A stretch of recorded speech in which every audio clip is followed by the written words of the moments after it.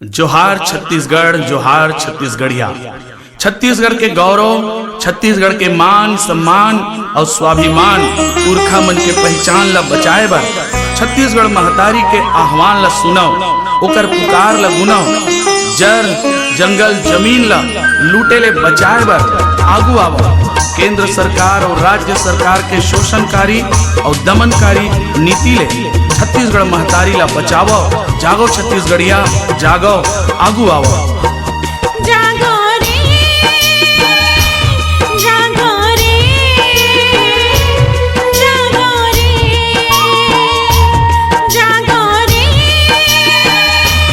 जागो रे, जागो रे। माटी महतारी तोहला कहो रो रो के। माटी महतारी तोहला कहे रो रो के। जागो रे, जागो रे, जागो रे। माटी महतारी तोहला कहो रो रो के। माटी महतारी तोहला कहे रो रो के।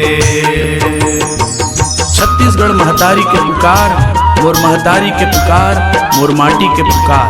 छत्तीसगढ़िया बेटा मन ला पारत है गुहार, पारत है गुहार। जागो छत्तीसगढ़िया, जागो, आगू आवो।